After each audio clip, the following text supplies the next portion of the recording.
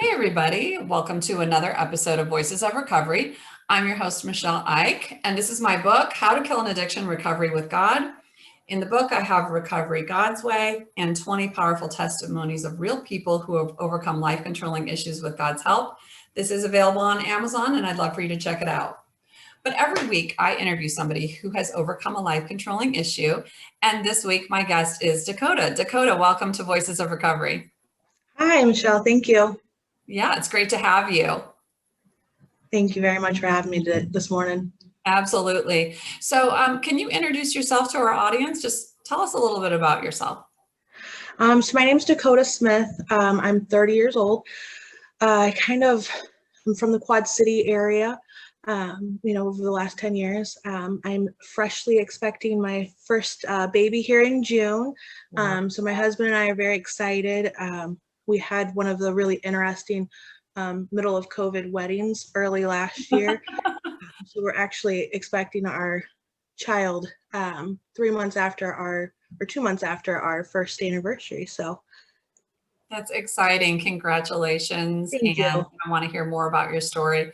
But yeah, a COVID wedding is interesting, Yeah. and that's something that you can tell your future child about someday. So Yep. 10 people.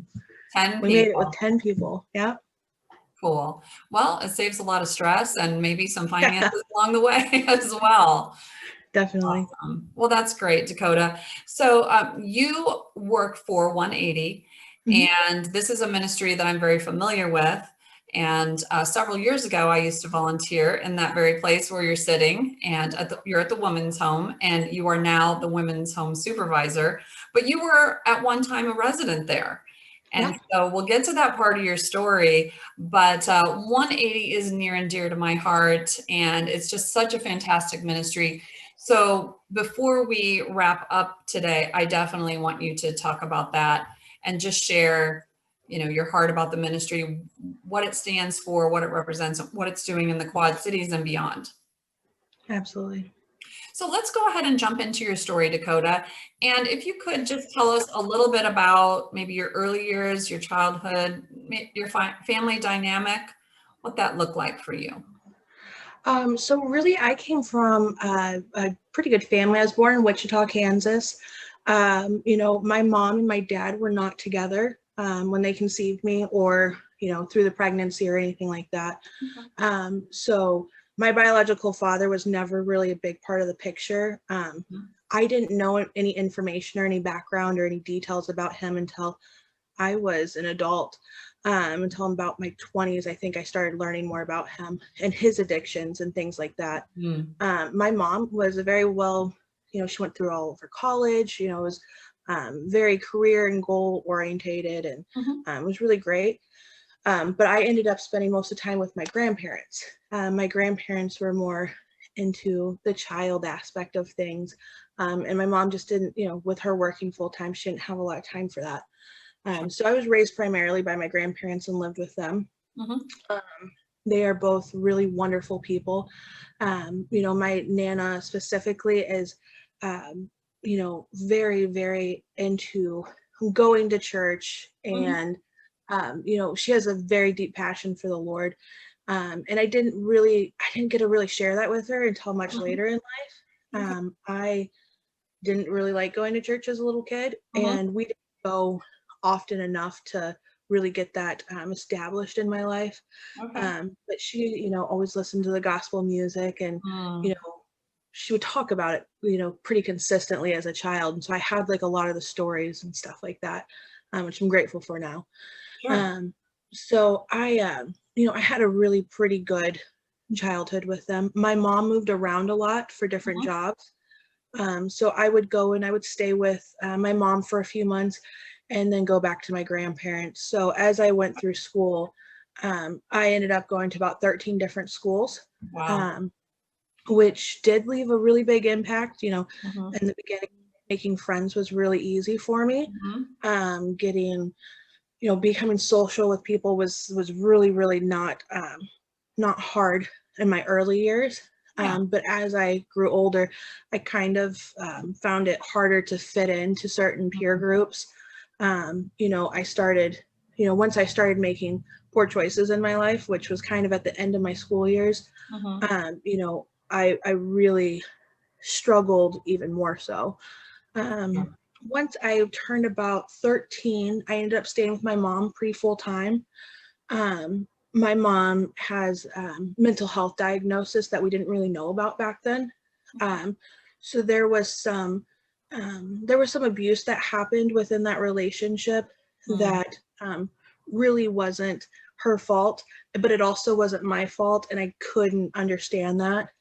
She has dissociative identity disorder, so she has some multiple personalities, and what that does is it really causes a lot of issues in the dynamics of our relationship.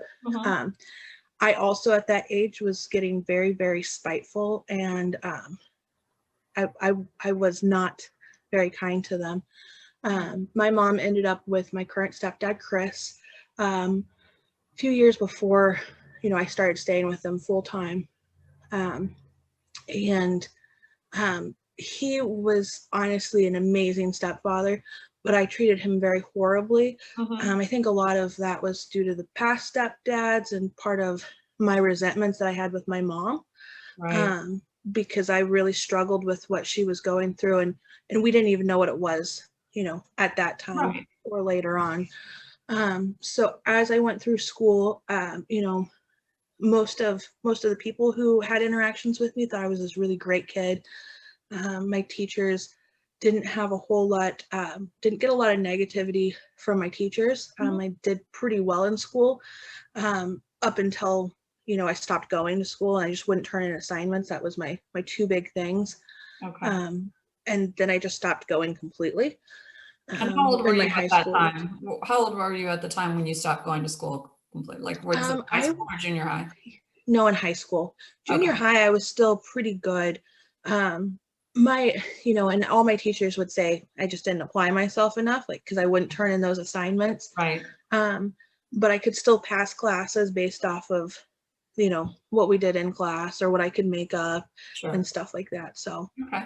Well, it sounds um, like you had a great foundation and a lot of mhm, stability with your grandparents. mhm, You kind of weren't too interested in the religious aspect or the spiritual aspect, I should say, of God and yeah, things. But at the same time, seeds were being planted, right? mhm, And we know that it takes some seeds a really long time to germinate. And there are different processes that they go through for that. But even though you didn't know your biological father and really have a relationship with him, that addiction piece could have come, there are a lot of different philosophies, right? About, is it genetic? Is it spiritual? Is it just a choice? And I think that we can have some great conversations about that. But for me, the most important thing is that no matter what it is, whether it's spiritual, genetic, learned, caught, taught, Jesus is the answer. Jesus has the answer. mhm, Amen. So if we can just argue all day, well, it's inherited and well, it's not, and it's learned behavior, it's a choice. God has the answer and he's provided it yeah, already. We have new life available in Jesus Christ. And we just celebrated Resurrection Day or Easter, and it's all about new life, right? It's all about absolutely. starting over and getting a fresh start. All right. So you're kind of missing school. I mean, living in 13 or, 13 different places or going to school 13 different places. I mean, you're always the new kid kind of trying to fit in. It sounds like you manage that well, maybe at first. I don't know, maybe not so much at the end. I think it's harder when you're older because a lot of the friendships have been established and they all already know each other. And kids can be really cruel. I mean, they can. There's a lot of bullying going on. We know all of that. So you were kind of rebelling. Did you start experimenting with drugs and alcohol or any substances in high school, or did it come after that? It started in high school, and it started, with just trying alcohol.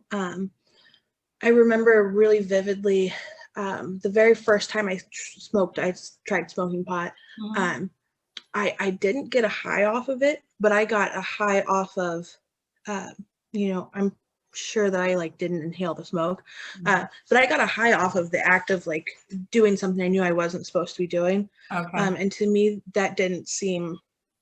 I had no recollection of like what I was doing, and the fact that I was getting more of a, more of a euphoric feeling off of just acting off of impulses, and that was really a start of an addiction right there. Mm. It's taken a lot of like hindsight and looking back and reflection, um, and a lot of prayer to be able to understand that it started off a lot earlier than I thought it did. So That's an interesting perspective, Dakotah. And I think when we have that sinful nature, right, and we're born with mhm. it, it's basically you're consumed with yourself. It's just selfishness on steroids, right? Yeah, And that can manifest absolutely. in a whole lot of ways. It can manifest in substance abuse. It can manifest in perfectionism and trying to climb the ladder of success and be on the cover of the magazine. So it can look socially acceptable and it can look great or it can look really negative as well. But when you still have this sinful nature alive and well and basically in charge, like the sinful nature loves to get its own way, loves to be first, loves to be recognized, but the sinful nature loves to rebel. So that feeling of I'm doing something I know I'm not supposed to Hmm. do. And when we're lost, we like that, Yeah. right? We like that feeling of getting away with something, of rebelling, of doing things we're not supposed to do. Now, as a saved person, when Jesus deals with the sinful nature, which he did on the cross, we don't want to do things we're not supposed to do anymore. You know what I'm saying? Like we want to do what God wants us to do. It's just a complete shift in our attitude and how we feel about things. What are your thoughts on that? Thank God for conviction and for the Holy Spirit being able to talk to us like that and to give Right. us that guidance. Mm. I know that having that ability to see that within myself has really helped me make good choices Yeah. past just addiction, because I know how much my ego will feed Mhm. off of something like my rebellion, Right. um, and how far that can really go, because it started off you know as a curiosity Sure. that turned into an entire lifestyle, Absolutely. and it can again if I'm not keeping my relationship with Christ. It, if that's not the forefront, then everything else kind of starts to fail because of that ego that we all have. That's really good. That's good perspective because even though you're not using, right, self Mhm. can rear its ugly head in a lot of different ways. Yeah. And yeah, so you kind of have to keep that in check. And the best way to do that, like you said, is to keep your relationship with God at the forefront. I love Mhm. that. That's so good. Okay, so you start kind of experimenting in high school, and you mentioned in your bio that you were an IV heroin user. Okay, and I love your transparency. And before we started this interview, I said, "Is there anything you don't want to talk about?" And you said, "No, I'm an open book." And I love that and I appreciate it because I think it gives us insight as to how things happen. And when we understand that, we can understand how to walk out of those things as well. But how did things escalate from like just kind of rebellion, maybe some teenage stuff, to an actual full blown addiction? So in my addiction, I always said that I would never take the next step. Yeah. When I started smoking marijuana, I said that I would never become a stoner, would never do that daily. So my addiction was filled with a lot of never evers that Hmm. I consistently would challenge myself to achieve in my addiction. Sure. So the IV heroin use started in my early 20s. I think about when I was 19, actually. And I just kind of, I said I would never ever do that. Yeah. Um, and then I did it one time, and literally, Mm. um, from the moment that I used I used an IV to actually get heroin. I Mm. mean, my entire life really perspective changed. Yeah. Um, I still would be able to manage keeping a job, and I would still be able to manage, keeping up on rent and things like that, and living Right. you know, where I could pretend like everything was okay still. But once the heroin was introduced into my life, and it was a choice that I made, I definitely walked into it seeking it. Mhm.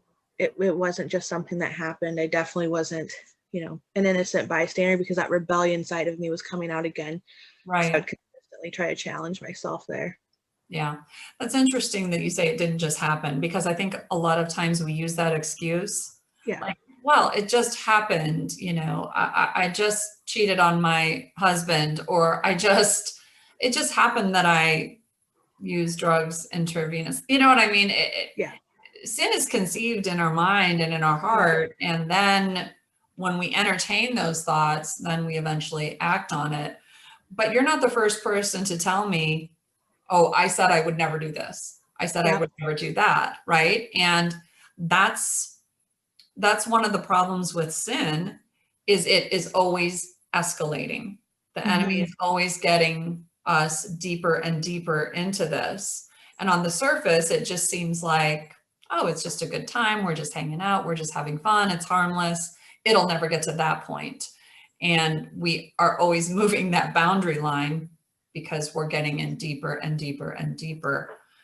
And that's tough. That's tough for sure.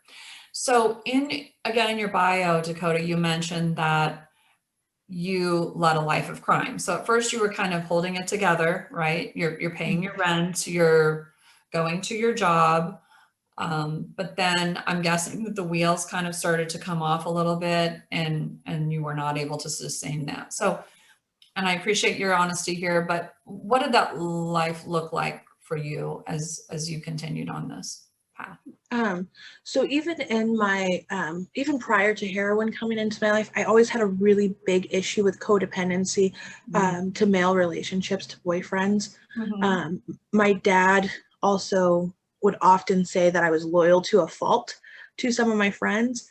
Mhm. So I kind of already had a really good system within my friends and my significant others and my relationships that I had, Mhm.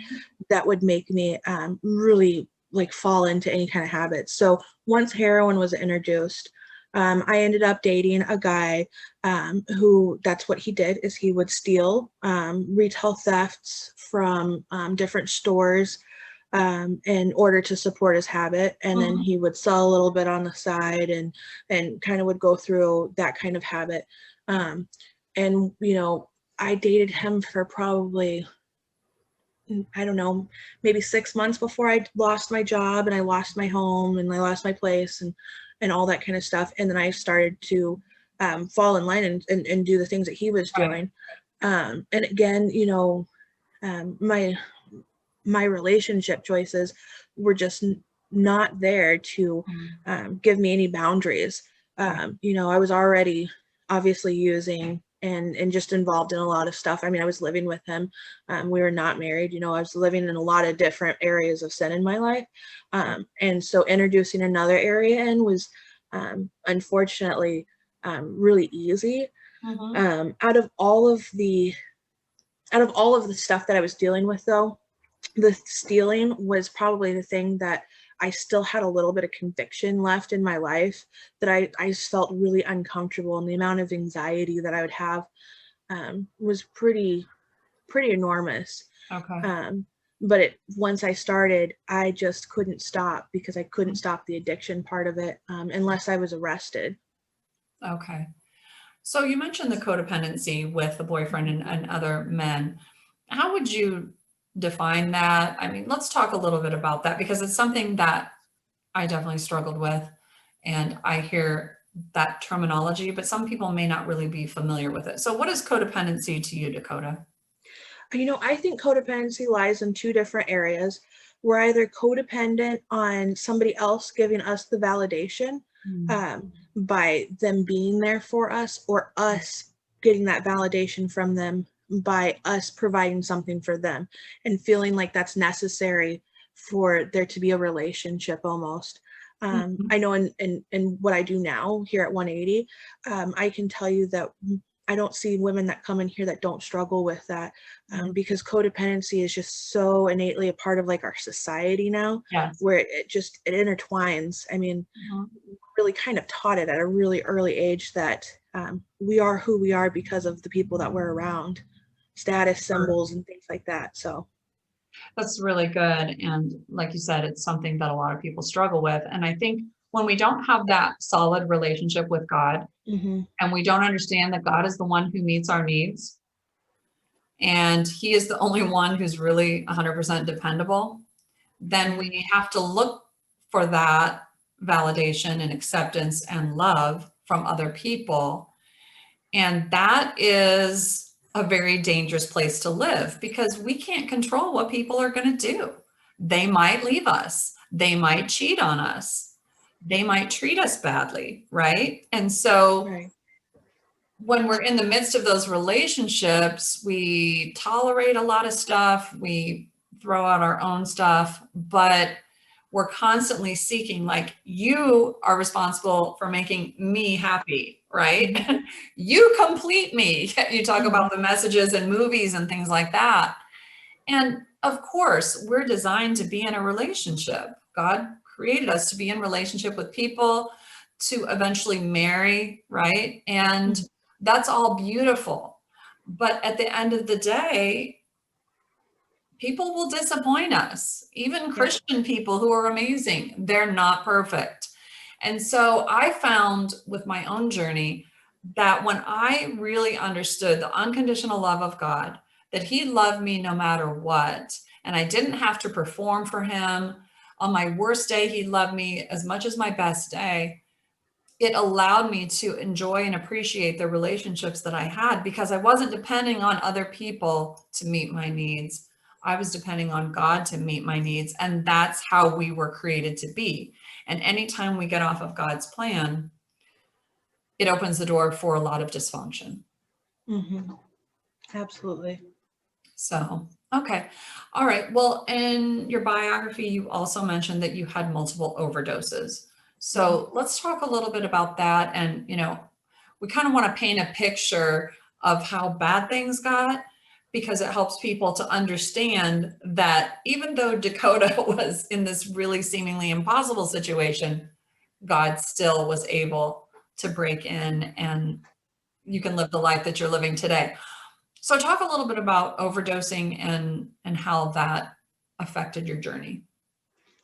So it was, my overdose happened, I had two of them, but the last one that was really pretty traumatic for myself and my family was right at the end of my addiction. It was on February 13th. I remember it very vividly. I'd just gotten out of jail. I was in jail for about 10 months, sober, obviously in jail. And I had done quite a long time in county jail. I had gotten out and I was confident that I was going to get a job, get a car, get my place, and move on with life. And that if I went back to using at that time, that's fine. I just needed to become stable again and on my own and not rely on anyone else. And that was really my goal getting out of jail. It was, I got out of jail December 14th, something like that. And before New Year's, I'd already drank and used a couple other drugs that night, and had gotten in a lot of trouble. And I was staying with my parents at the time because I got released from jail. I had started using heroin maybe 2 or 3 weeks after that. And then by February, my dad got up one morning and I was going to take him to work. And it was really early in the morning. And for some reason, I decided to use before we left. And I was going to drive him to work that day. And he was getting out of the shower. And for some reason, he knew to come and knock on the door in the room where I was staying. And I didn't answer. And so he opened up the door and I was there unconscious and I was overdosing. Wow. And he's actually a medic. My dad is. So he, jumped right into action. And I can tell you that moment changed his life forever. Very, very dramatically.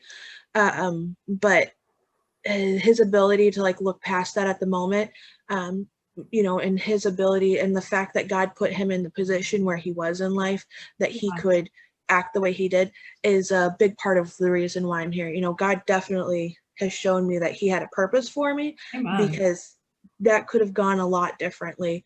It took quite a while for the medics to get there, and to give me Narcan, because they live kind of far out, outside of LeClaire. Okay. And because of his ability to do what he did, really is a big part of why, I'm able to sit here and talk with you guys today. Amen. Um, I yeah. love that. That's beautiful. So God was watching over you even in the midst of that. Hmm. That's incredibly powerful. Yeah. And So, put it into work so far, right, so much earlier, because of all the training that he had, and what his passion was, and just his ability to go back into action. I mean, because he really, that was really life changing for him, and for him to be able to put that aside right. and do the work that needed to be done, was huge. It is huge because in his mind, he's working on his daughter, but he's got to Hmm. focus on going through the proper protocol.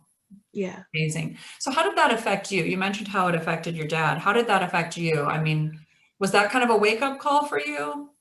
No, it really wasn't. Mhm. Um, I came out of that overdose, and when I woke up, is sitting there in the hospital, or in the room, Mhm. um, my thoughts were, why'd they waste the effort? I wasn't suicidal at that point, Mhm. um, but I didn't have a single ounce of a will to live. I didn't really have I didn't have that purpose in my life, and um, I kind of just felt very worthless by that point. I Mhm. knew that I had gone through, so many different opportunities and wasted so much, that I really felt like a lost cause at that point. Mhm. Um, I got out of the hospital and used later that day.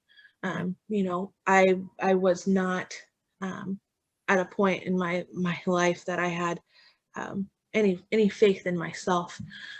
So that's how, everyone else having faith in my life a little bit later really made such a big impact in me, Right. um, especially when I got the opportunity to come here to 180. Yes. Um, because I just felt that worthless.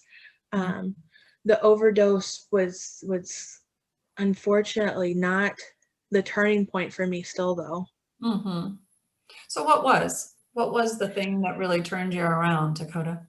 Um, so I later on, it was in June of the same year of that last overdose there, that I got up and, um, was arrested again, and I was sitting in jail again, and I realized that I was sitting in jail with five of my boyfriend at the time's exes, all for the same Oh. thing. And I looked at all of us, and I was just kind of like, something's not right. Like, Mhm. this is, and they're not with him anymore. So I can't blame him. I got to blame me now. Wow. And I kind of finally had this like come to Jesus moment. And I Mhm. had kind of explored a lot of different things in my life, and read a lot about a lot of other religions. So I literally fell to my knees in Rock Island County Jail, Mm. and I knew I was going to prison because I had been caught so many times. I was going on my fourth and fifth felony charges. Mm. So I had made peace with that part of it. Um, and I fell down to my knees and I said, I know that this is it. Mm. God, and I know that I need something. And I didn't really know who God was. I didn't have a relationship at all with him. Mhm. So I didn't know who or what or anything that I was praying to, but it was a prayer and it was a cry out for Yeah. something. And I said, I know I have to change everything. And it was the first time that I knew I had to change everything in Yeah. order to change anything at that point in my Mhm. life. Um, so that was a pretty monumental moment, being able to go through that there in jail. Being in jail with your boyfriend's 5 exes, Yeah. that you cannot make this stuff up. You just No, can't. that was intense. That's interesting because God doesn't waste anything, and God uses some pretty interesting situations to get our attention. But that's one I hadn't heard before, Dakotah. So thank you for that. That's great. And a lot of times we think we need to recite this perfect prayer and everything, but God hears the cries of our hearts. Yeah. And it sounds like you were kind of at that place where you were ready for some changes, and and here's the thing, we don't have to have it figured out. No. We don't. And it's like, well, what do I do? And what's next? What's next? Just ask God into the journey, ask God into your life and partner with him, and he knows the way out. And your journey looks different than mine and looks different than our viewers, but that's okay. He knows us and he knows exactly what we need. Amen. Absolutely. That's beautiful. So what was next for you? You did not go to prison, or did you spend some time in jail, or what happened next? I did not go to prison. I knew that I was going to prison. I had charges also over here in Iowa.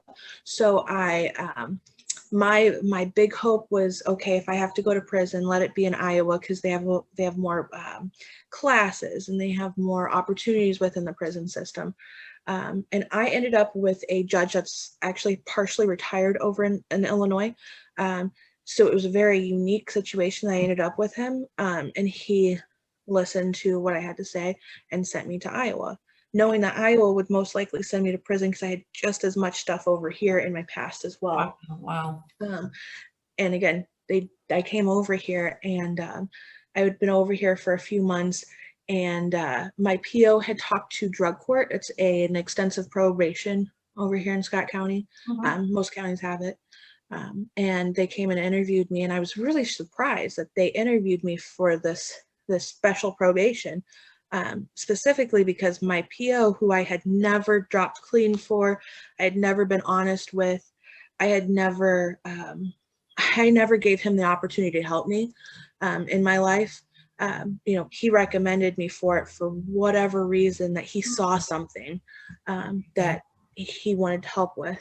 The stipulation with drug court was I had to come to a long-term program, and the only long-term program was faith-based. And I was like, it's a really long time to commit to something, and I'm not good with commitments or follow through or anything, but okay, I'll try it. And so that's how I ended up here at 180.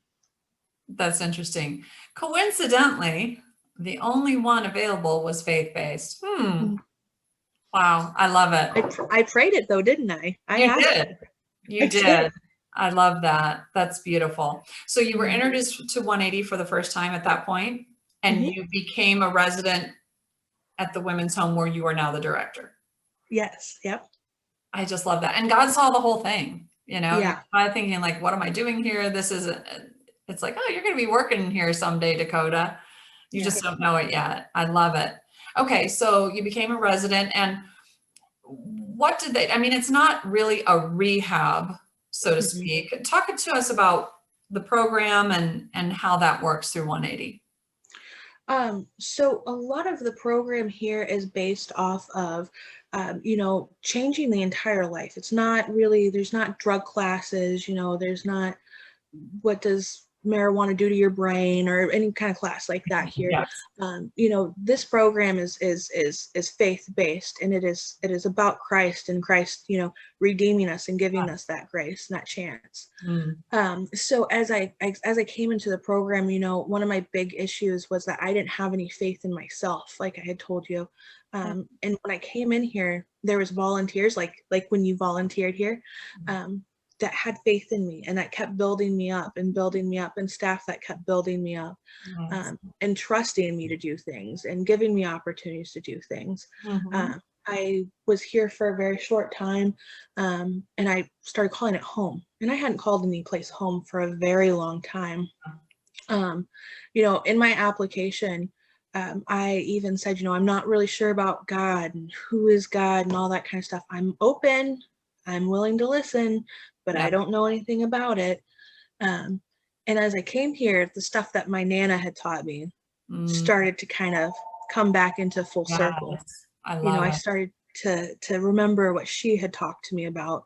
And so those seeds were really starting to Amen. finally, I was watering them with these people around me. That's so good, Dakotah, because seeds that aren't watered won't grow.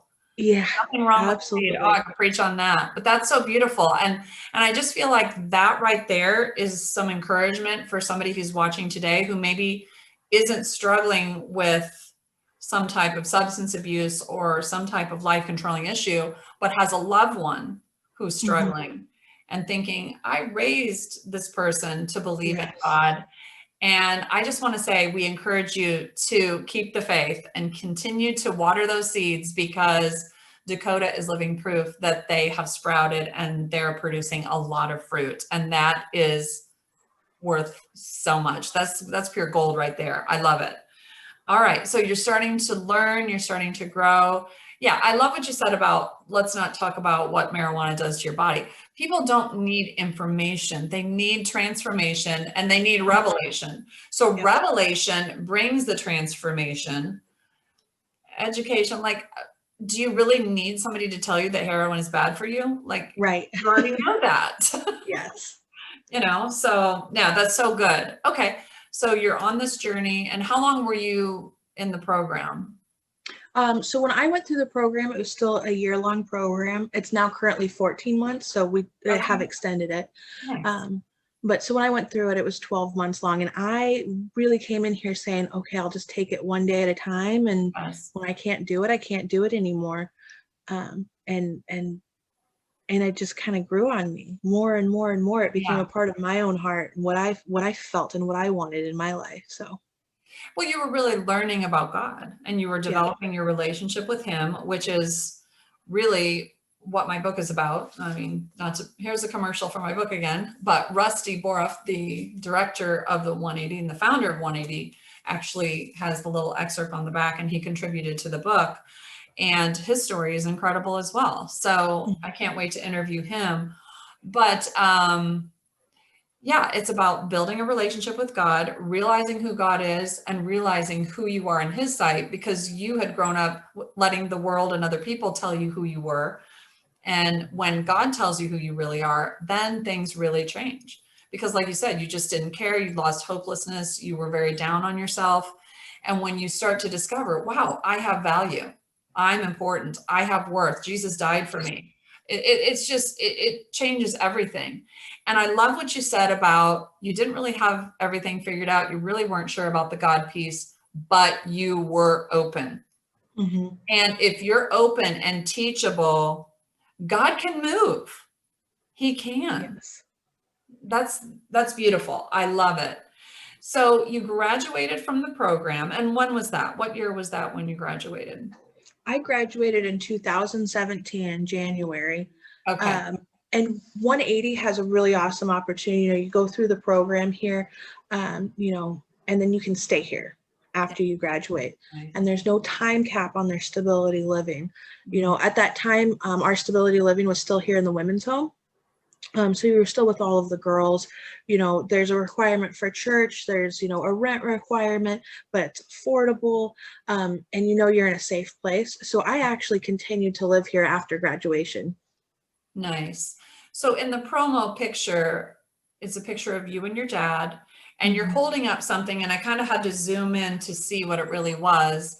But tell us about that when you graduated and taking that picture with your dad, and then what the piece of paper was that you were holding. So I always had a different last name than my family. And it always bothered my family. It didn't necessarily click to me for a very long time. And my stepdad had been a part of my, childhood, my horrible adolescence, my addiction, and my recovery. And so he's, he's my dad, and the relationship that we have is incredibly strong. And so on my graduation date, I had asked him to adopt me so I could take on his last name. That is beautiful. And so that was the letter that you had written him, or was that the official adoption paper? Yeah, I think that was actually the adoption application, if I remember right. And I got him a balloon that said it's a girl, and Oh, it was I very love it. cute. Yeah. That's so special. And that touches my heart. in a special place because my kid's stepdad is their dad, and that's amazing. And all of us were adopted by God. Like, Amen. we were orphaned by this world, whether we had a biological parent or not, we were orphans. We can still carry that orphan mentality. And we were adopted or grafted into God's family. And there's so much security in that. There really is. That's beautiful. So after you graduated, you still lived in the stability housing, which is a great opportunity for you to just kind of continue to get on your feet and get established and transition into a different season. But how did you come to be the women's home supervisor? You've been doing that for 3 years. I love it. So I kind of hung around for about a year after that, and I had a desire to be a part of this ministry, but I still was working off of my self-esteem, which was about here. So I wasn't nearly qualified to tell them that I wanted a part of this, Okay.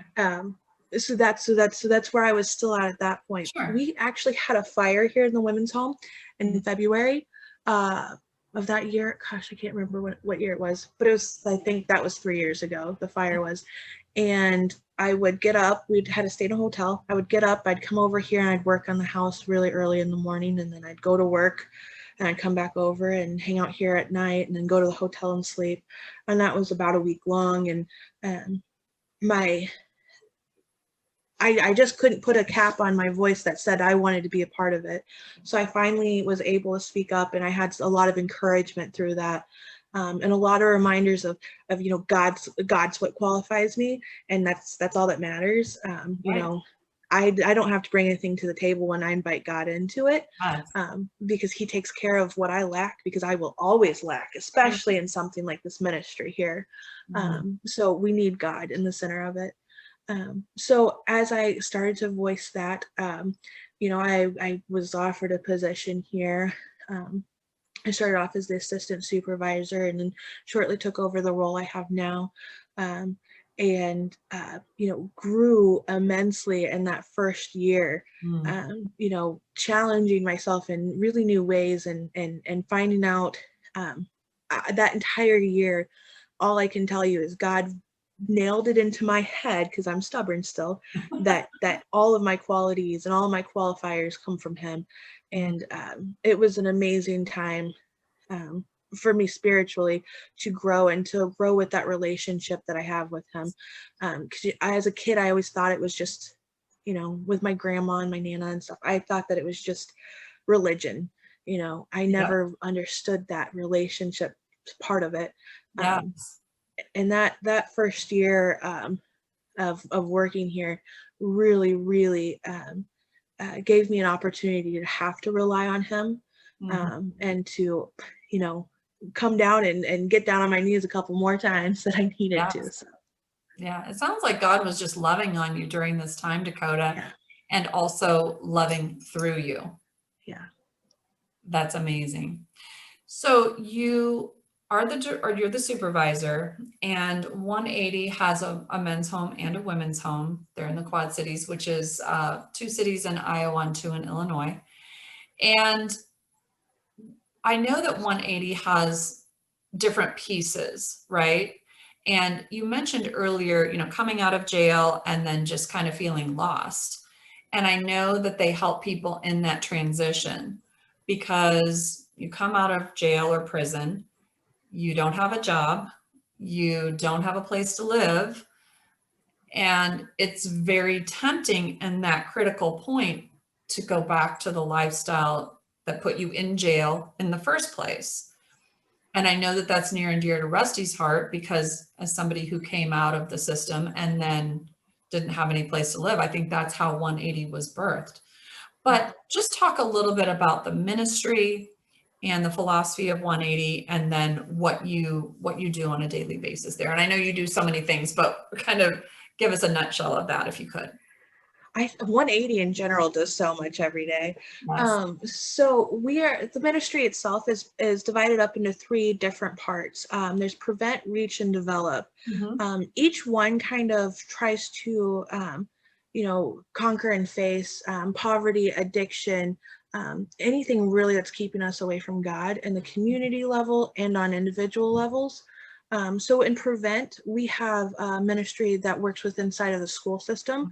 They do Quest for Christ after school Yeah. programming inside of schools, talking about Jesus. They also do, baseball teams. They have a golf league this year, I think. Basketball teams, all sorts of different sports for kids that wouldn't have that opportunity because of cost or because of, a league maybe too far away. So they're actually in those schools that are close to them. So that and Prevent does so much more throughout COVID year. They started up tutoring to help with the online classes and really got challenged on how to still provide that to the community. On the reach side of things, they kind of do everything that Prevent and Develop kind of miss out on. They also do all the food pantries. They have a really large initiative up in Mercer County that they do amazing work with. They're starting up some new stuff this year, even trying to kind of just engage in the community in this local area. We have community cleanups that we do twice a year with the neighbors. We're on the west side of Davenport, and especially after this year with all the snow that we had, we just had a really huge, amazing turnout for our community cleanup. Because the streets are we just want to clean them up, and that's how you change the communities. Tiny little steps like that end up making us feel better about our community and want to build our community up, which is a huge thing that I know that 180 stands for, is really changing the community by giving us inspiration to take care of it ourselves and giving individuals that opportunity to take ownership. On the Develop side, we have the men's and women's home where we house men and women that are coming out of incarceration, addiction, homelessness, poverty, really whatever is keeping them from Christ. They can come in here and take that 14 months to really, work on, and they work on it with a mentor. They work on it with the supervisors here.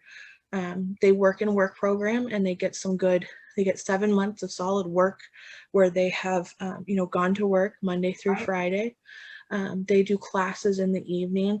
The classes and the work that they're doing are things that are really based upon what are good life skills for them to have, for all of us to have outside of, just 180. So a lot of these skills that they're learning in the work program are skills that they can really turn into careers.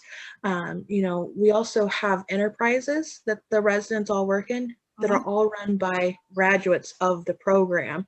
So a big, huge thing that I love about 180 is that all the different pieces that we have kind of work together. Our residents, they coach baseball for Prevent.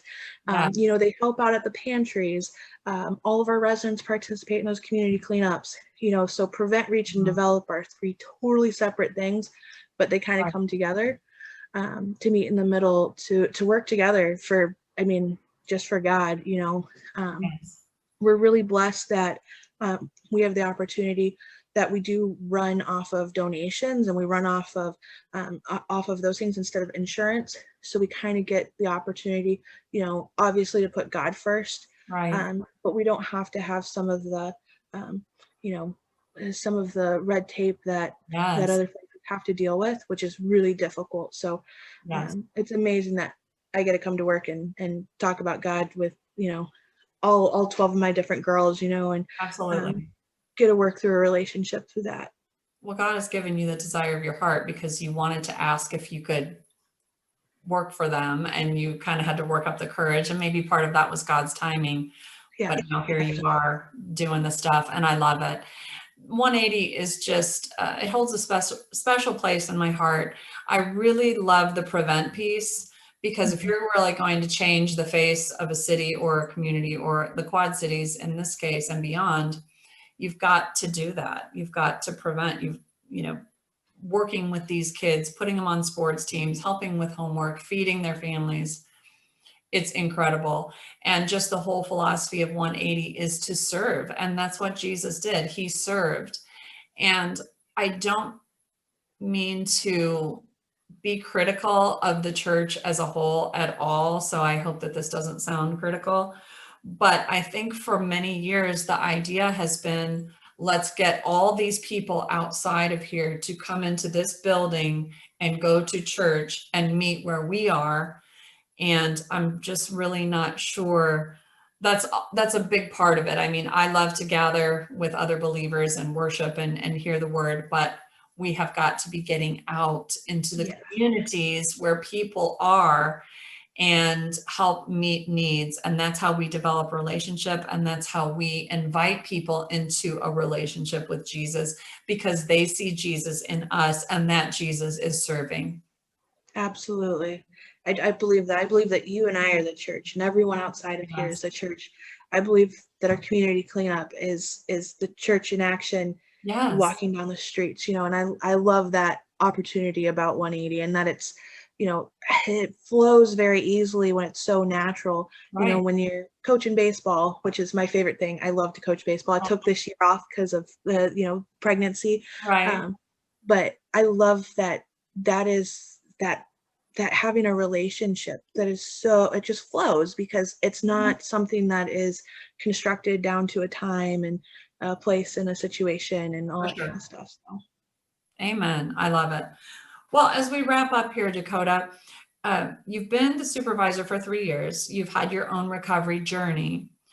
And a lot of times with my guests, I'll talk about tools, tools that are helpful.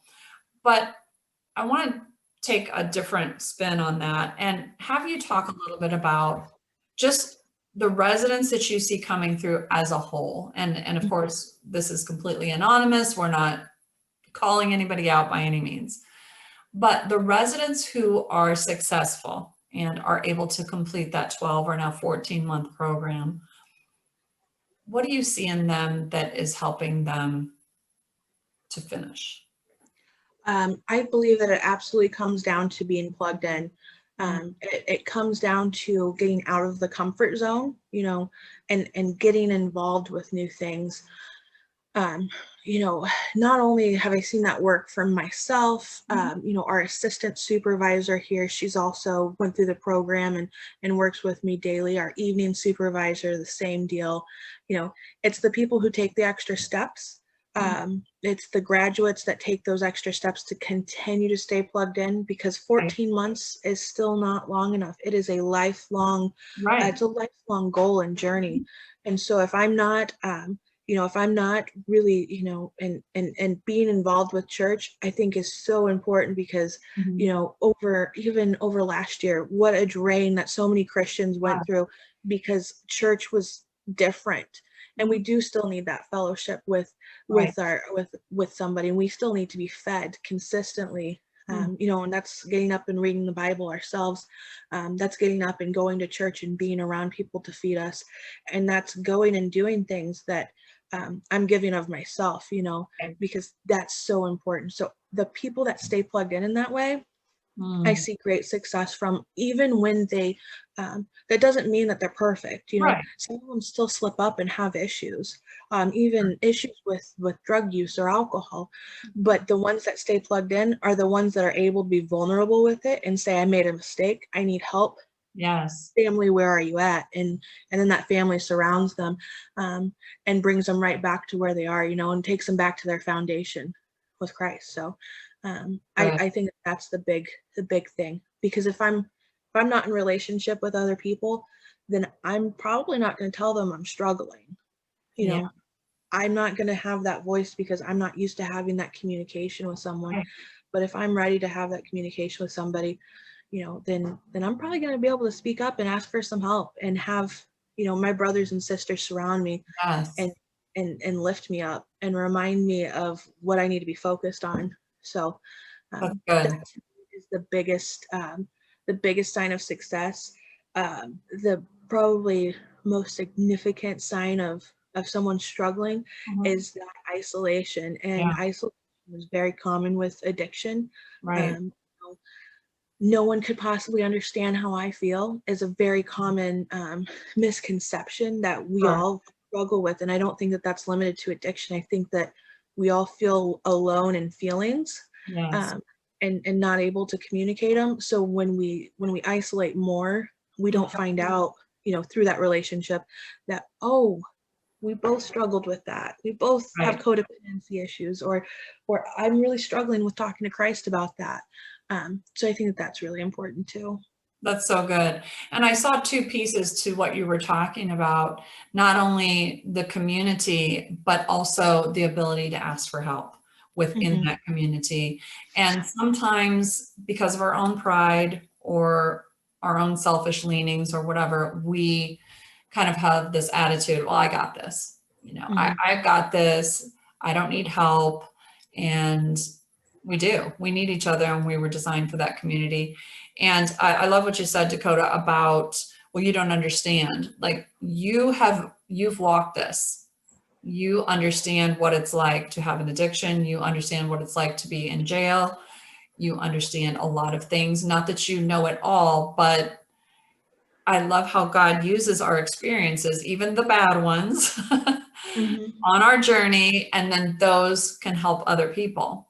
And Right. when you were talking about the isolation, I just saw a picture in my mind of sheep and how the sheep are kind of together, and we know that we're sheep. Okay, and sheep aren't always the brightest, but we have the shepherd, Jesus, who's going to protect us from the wolves. And when that one sheep wanders off by itself, it's very vulnerable to attack. And so that's how the enemy will get us isolated, and then we really have problems. So I love the community idea and asking for help. So those are two keys. If somebody's watching tonight, get plugged into a community of people. Yeah. Ask God to open the door for you, because we're not designed to do this alone. And it's like, well, I've got God, so I'm not alone. But yes, we also need like-minded people who are moving in the same direction as us. And like you said, they aren't perfect. There are no perfect people.